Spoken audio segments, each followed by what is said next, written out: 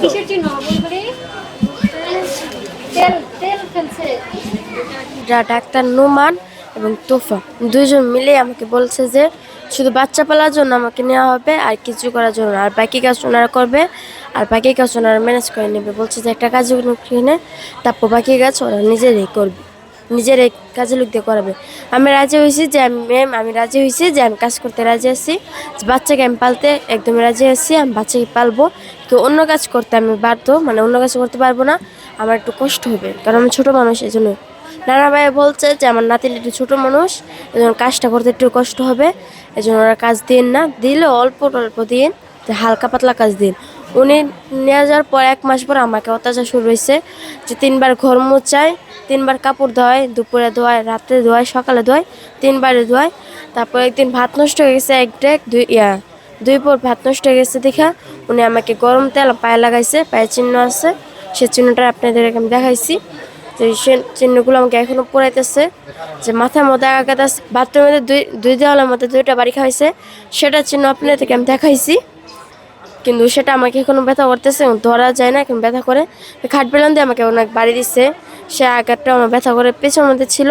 মারা কারণ কিছু নষ্ট হয়ে গেলে বলতো যে আমার হাজবেন্ডের জিনিস তুই এগুলো কেন নষ্ট করলি, এজন্য আমাকে অনেক বকতো। তাই একবার আমাকে বলছে যে স্যার আমি চলে যাব, আমার ভালো লাগতেছে না, আমার মা বাবার কাছে যেতে চান।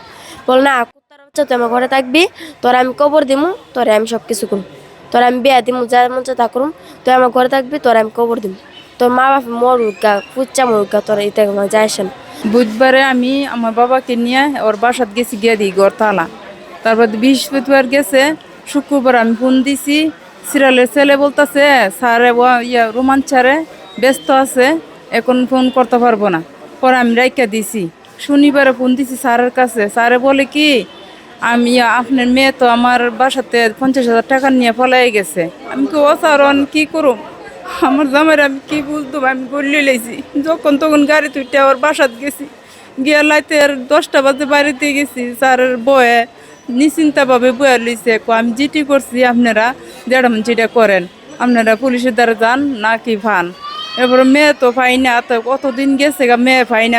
কালকা আমারে পুলিশে উদ্ধার করে আনিয়া দিছে পাশের বিল্ডিংয়ের থেকে। হ্যাঁ, জিটি পরে দেওয়া হয়েছে, জিটি হওয়ার পর থেকে পুলিশে গিয়ে উদ্ধার করে আনছে যে অন্য বাসার থেকে। পরে আমার মেয়ের চুল কেটে লাইছে, আমার মেয়ের অত্যাচার ছুটে মেয়ে বাইর হয়ে গেছে।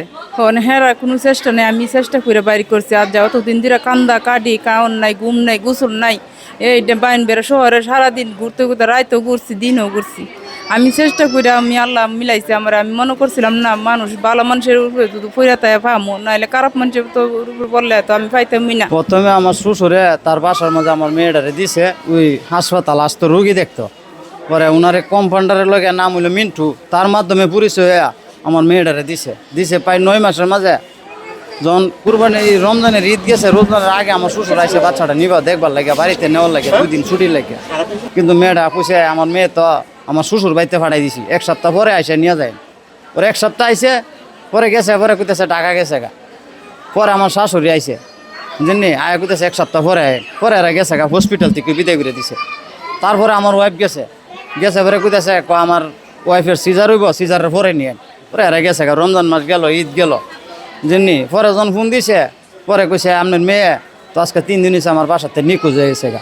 কী করবো, 3 দিন হয়েছে তো আমরা জানাইবেন না, বুঝলি? আমরা জানাই নাই, না জানায় উনি থানার মাঝে বিলে জিডি করছে না কি করছে। তখন আমরা বাচ্চা ওনার কাছে চাইছি, চাওয়ার পরে উল্টা পাল্টা ধমকি হুমকি যেটা ভাঙছেন এটা করেন গাই আপনারা। পরে লাস্টে আমি আয়া সাথে 26 তারিখ জিডি করলাম। আমার বাচ্চা 5 দিন পরে গিয়ে আমি জিডিটা করছি। এরপর তার জিডিটা করার 2 দিন কালকে আমার মেয়ে উদ্ধার করে দিছে ওই কাউতুলি পুলিশ ফাঁড়ি যে আলাউদ্দিন স্যারে গিয়ে সাথে আমার বাচ্চা উদ্ধার করে আমার কাছে হ্যান্ডওভার করে দিছে। এখন আমার বিরুদ্ধে মামলা দিছে, আমি নাকি স্বর্ণ চুরি করছি, এই টাকা চুরি করছি, এই সদর থানার মাঝে মামলা করছে আমার বিরুদ্ধে। আমি নিজ বিচার চাই আপনার কাছে, আর কিছু। আমার মেয়েরে যে অত্যাচার করছে এটা কোনো ভাষায় প্রকাশ করার মতো না। গরম তেল ডালছে, কুরসুন দিয়া ধাক্কা মারছে মাথার মাঝে, জুতা দা বাইরে স্পটগুলো করছে, যেটা বলার মতো না। কোনো মানুষ এইভাবে মারতে পারে না। ছেঁকা দেওয়া হয়েছে, কিন্তু আমরা আমাদের এখানে চিকিৎসা সব রকমের ব্যবস্থা আমরা করেছি।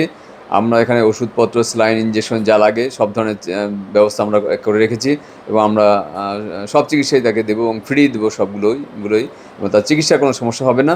আমরা স্কিনে ডাক্তারও দেখিয়েছি, তারা বলেছে কিছু স্কিনে সমস্যা, দাগ রয়েছে, এগুলো এই দাগগুলো পুরনো দাগ, এগুলো এখন কোনো ক্ষতচিহ্ন না, এগুলো অনেক পুরনো দাগ।